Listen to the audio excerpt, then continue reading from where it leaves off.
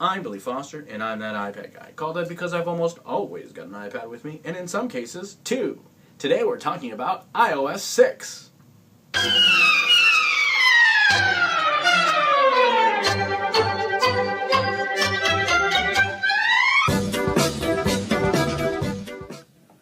This past week, Apple released iOS 6, and it's been a heck of a roller coaster ride. From the high points of the new Siri commands to the lows of iOS 6 maps. Then we shoot into the loop-de-loop that is Twitter and Facebook integration. But before we get too comfy, we head into the double helix that is the new Passbook system. Then we start to stable out and return back to the start with some nice upgrades to Mail, Safari, and the camera features. Obviously, we've got a lot of ground to cover, so let's get started. With new versions of iOS come new commands for Siri, including the ability to tweet, Facebook, ask for movie times, sports scores, and more. Not only that, but she finally makes it over to the iPad. One of my favorite new commands is that you can now launch applications by using Siri. And on your iPad, you can even check the weather, even though there's not a weather app.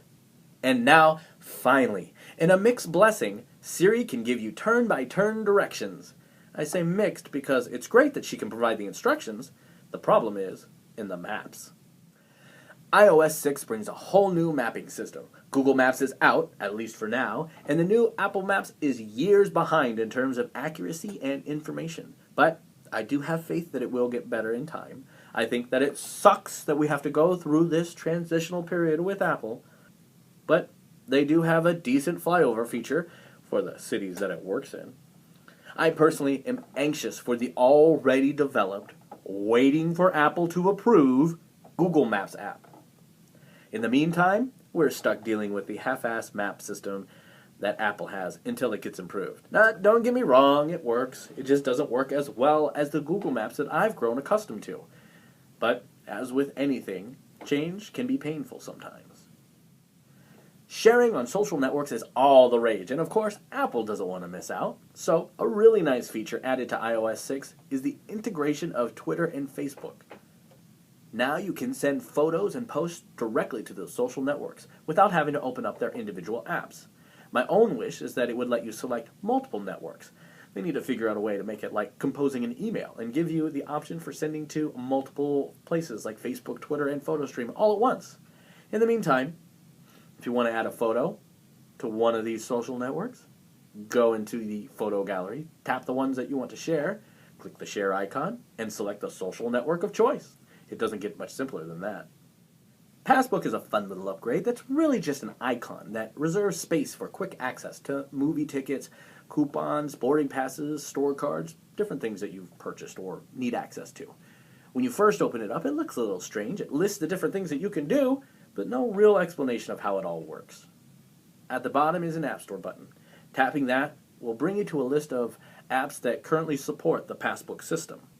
Now, this is going to vary based on location. If you're in the US and you don't see any apps, there might be a bug that you're coming against. I've heard, but not since tried since I didn't have the issue, that if you change the date on your phone to 2013 and then back to 2012, it resolves it. Why? Who knows? If you're outside of the US and you don't see anything, you may need to wait until there's apps in your regions that have been approved.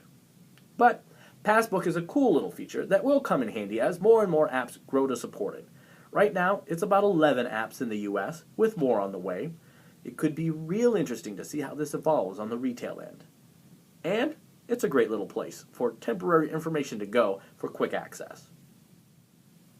Some additional upgrades to iOS 6. Photo streams can now be shared. Simply select the photos from your gallery, tap the share button, choose who you want to share your photos with, and then that's it.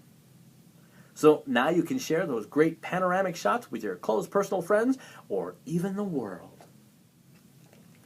What panoramic shots, you may be asking? Well, the ones you'll be taking with your iPhone 4S or your iPhone 5. It's hidden under Options, and taking them gets a little getting used to.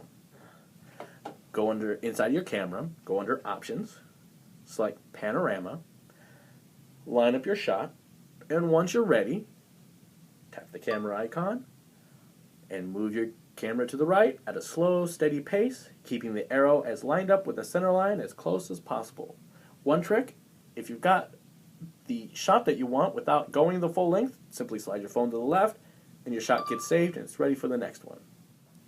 And last but not least of the iOS 6 features that I'm covering is the VIP feature. Now you can mark contacts as VIP and they'll get a star by their emails that come into you. And if you get a lot of emails like I do, it certainly helps filter out the noise so that I can quickly pull up my client-only emails. There are some additional features like Safari offline reading, iCloud tabs, but I'll be covering each of those in a new little how-to video snippets I'm going to be launching in the next few weeks for all the new people coming to iOS. So that wraps up another episode of That iPad Guy. Thanks again for watching. Be sure to like me on Facebook, follow me on Twitter, circle me on Google+, and visit thatipadguy.com to subscribe. See you next time!